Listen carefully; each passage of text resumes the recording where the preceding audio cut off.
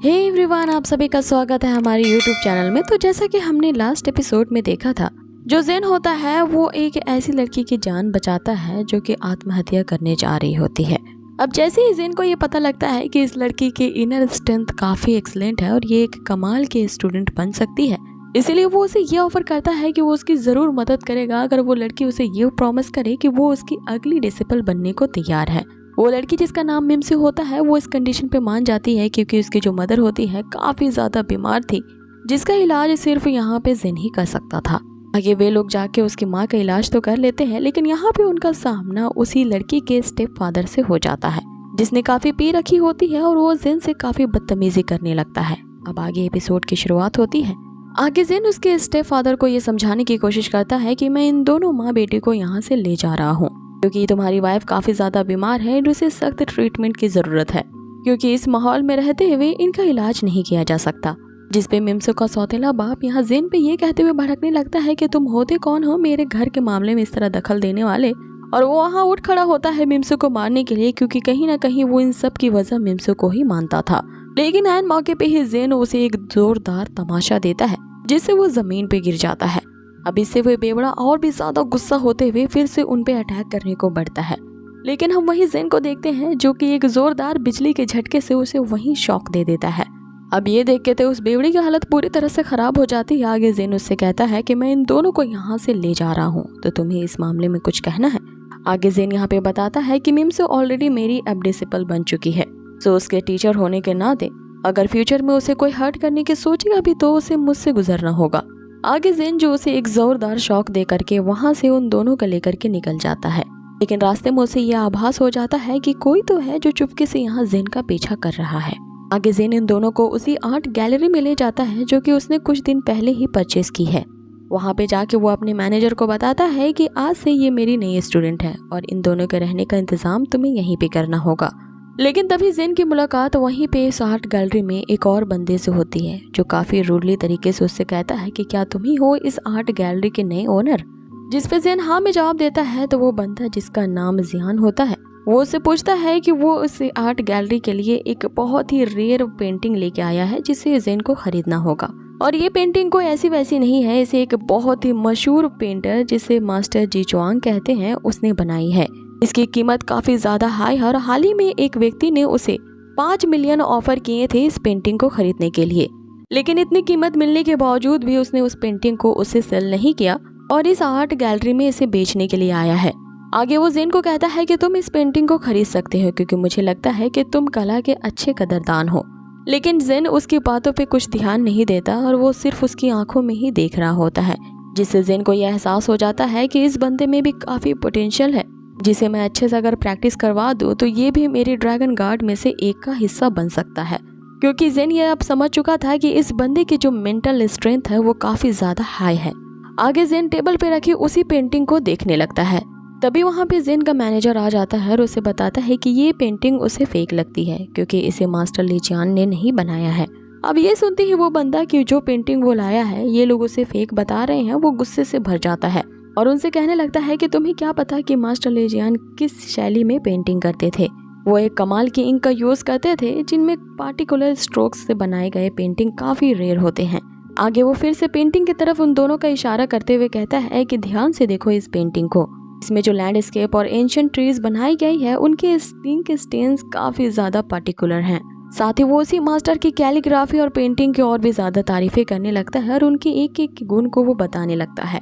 दूसरी तरफ हम जेन को देखते हैं जो चुपचाप से उस बंदे की सारी बातों को सुन रहा होता है कि किस तरह से वो एक एक करके अपनी इस पेंटिंग की खासियतों को गिना रहा है। आगे जो मैनेजर होता है वो उस बंदे से गुस्सा करने को मना करता है और बताता है कि ये तो सिर्फ मेरी अपनी ओपिनियन थी, तो आपको शांत रहना चाहिए क्योंकि मेरी पर्सनल राय इस पेंटिंग के बारे में कुछ और ही है।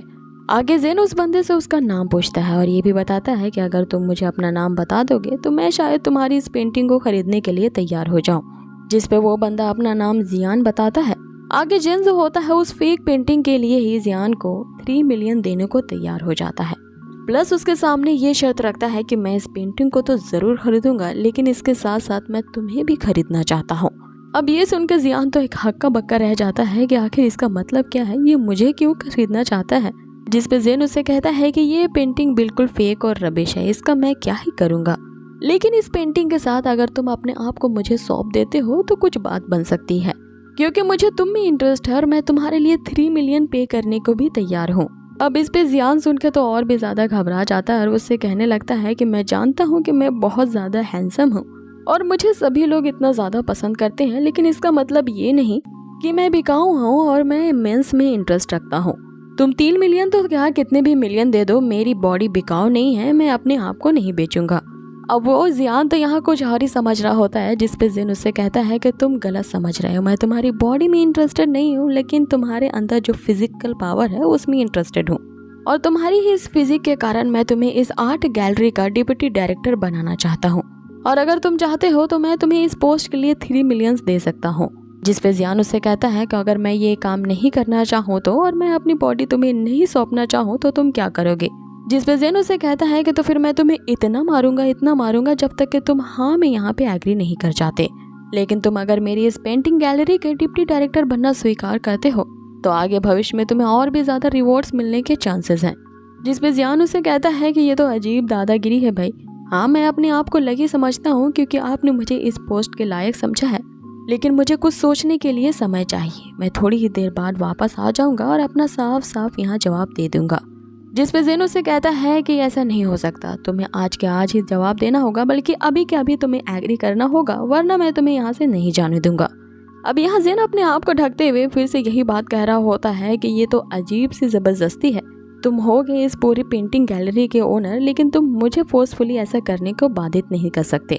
जिसपे जेन ये कहते हुए कि मेरे सब्र का इम्तिहान मत लो, उसकी तरफ एक पिल फेंक कर वो कहता है कि अब से तुम मेरे इस पेंटिंग गैलरी के डिप्टी डायरेक्टर हो और अभी अभी जो मैंने एक लिजर तुम्हें खिलाई है इसका एंटीडोट सिर्फ मेरे पास ही है और अगर तुम मेरी बात को एक्सेप्ट नहीं करोगे तो ये पॉइजन तुम्हें धीरे धीरे अंदर से किल करता जाएगा। जिसपे जियान वहीं पर बैठे बैठे रोने लगता है कि अब मैं क्या करूं, आखिर तुम मुझसे क्या करवाना चाहते हो। जिसपे अब यहाँ पे जेन उसे असली वजह बताता है कि मैंने तुम्हें इस आर्ट गैलरी में इसलिए रखा है क्योंकि तुम्हारे अंदर एक खास एबिलिटी है, तुम यहाँ पर किसी भी फेक चीज को ऐसी ऐसी बातें बताकर बेच सकते हो जो कि कोई दूसरा नहीं कर सकता। यानी कि जियान के पास किसी भी चीज को बेचने की एक असीम शक्ति होती है और वो अपनी इसी तेज जुबान का यूज करके किसी भी चीज को, इवन कि वो फेक हो या रियल, उसे बेच सकता था। इसीलिए जेन चाहता था कि वो इस आर्ट गैलरी का डिप्टी डायरेक्टर बनाया जाए। अब आगे जेन उसके सामने एक पेंटिंग रखता है और उसे बताता है कि अगर ये पेंटिंग तुम मुझे सेल करते हो 5 मिलियंस में तो मैंने जो एक लेजर तुम्हें खिलाई है इसका एंटीडोट मैं तुम्हें दे दूंगा। जिसे जियान उसके सामने गिड़गिड़ाते हुए कहने लगता है कि क्या तुम मेरे साथ कोई मजाक कर रहे हो।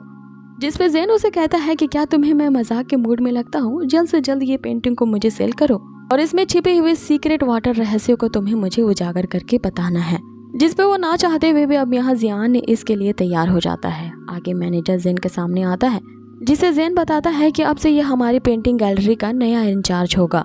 इसे सारा काम समझा दो और इसकी सैलरी को भी डिसाइड कर दो। जिसपे मैनेजर यहाँ जेन से पूछता है कि क्या आपने सच में इसे कोई एक पॉइजनस एक लेजर दिया है। जिसपे जेन उसे रिवील करता है कि इंडीड वो एक पॉइजन तो है, लेकिन वो खुद ही अपने आप को डिटॉक्सिफाई कर सकता है। मीन्स कि वो एक लेजर को खाने से सिर्फ उसे 3-4 बार ही टॉयलेट्स आएंगे और कुछ नहीं। अब ये सुन के तो मैनेजर हंसने लगता है। मीन्स कि जेन ने उसे जुलाब की गोली दे दी होती है। आगे जेन उससे कहता है कि उस माँ बेटी को यहाँ पे सेटल डाउन करवा दो और उनके लिए कुछ खाने का इंतजाम कर दो।